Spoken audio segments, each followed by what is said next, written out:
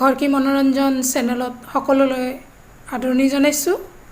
আজি আপোনালোকৰ ওচৰত লৈ আহিছোঁ গাঁও অঞ্চলৰ একেবাৰে অথেণ্টিক ৰেচিপি কচুলতিৰ এক আঞ্জা। আহক, ইয়াৰ কাৰণে মই লৈ লৈছোঁ এয়া কচুলতি। এই লতিখিনিক ধুনীয়াকৈ চুচি মাজি বাছি লৈ লওঁ,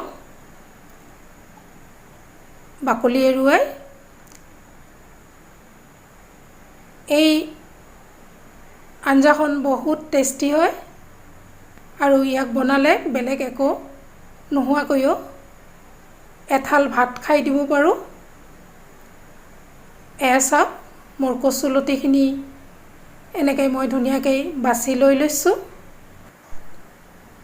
এইখিনি বাছা হওঁতে ইয়াক মই ধুই লৈ লৈছোঁ আৰু তাৰ কাৰণে লৈ লৈছোঁ কেঁচা জলকীয়া, সৰিয়হ, পিঁয়াজ, নহৰু আৰু বন ধনিয়াৰ পাত।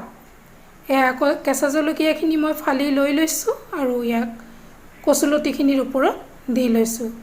বন ধনিয়াখিনি মই সৰু সৰুকৈ কাটি লৈছোঁ, পিঁয়াজটো কাটি লৈছোঁ, ইয়াতে বটি লৈছোঁ। এয়া কেঁচা জলকীয়াখিনি কাটি দিয়াৰ পিছত দি দিছোঁ সৰু চামুচেৰে এচামুচ নিমখ, এচামুচতকৈ অকণমান কম হালধি গুড়ি, এচামুচ জলকীয়া গুড়ি, আধা চামুচ জিৰা গুড়ি এয়া দি দিছোঁ। কেৰাহী বহাই দি তাতে তেল গৰম হওঁতে পিঁয়াজখিনি দি দিছোঁ। পিঁয়াজখিনি অকণমান ভাজা হওঁতে তাতে দি দিছোঁ এয়া নহৰু বটা, পিঁয়াজ বটা আৰু সৰিয়হ বটাৰ লগতে দি দিছোঁ কেঁচা ধনিয়া বটি। এইখিনি ধুনীয়াকৈ ভাজি লৈ লৈছোঁ, বেছি সময় ভজা নাই।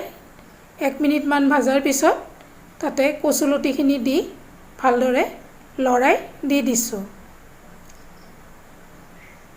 এইখিনি বনোৱাৰ কাৰণে মছলাখিনি বহুত ভাজিলে টেষ্টটো কম হয়, সেইকাৰণে মছলাখিনি নভজাকৈ ইয়াক দিব লাগে আৰু ইয়াক এনেকৈ মই ঢাকি দি 2 মিনিট পিছত আকৌ ইয়াক লৰাই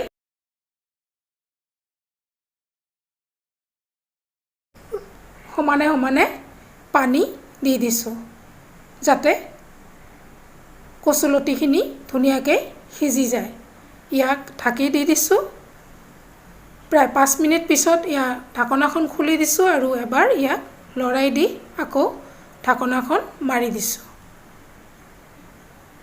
চাওক, এয়া মোৰ কচুলতি হৈ আহিছে, প্ৰায় পানীখিনি শুকাই গৈছে। ইয়াতে দি দিছোঁ বন ধনিয়াৰ পাতখিনি ওপৰৰ পৰা ছটিয়াই দি ইয়াক আৰু 2 মিনিটমান এনেকৈ পগাই লৈ ল'ম। তাৰ ওপৰত দি দিছোঁ আৰু কেঁচা জলকীয়া দি ইয়াক ঢাকি দি দিছোঁ। এয়া মোৰ কচুলতি হৈ গৈছে।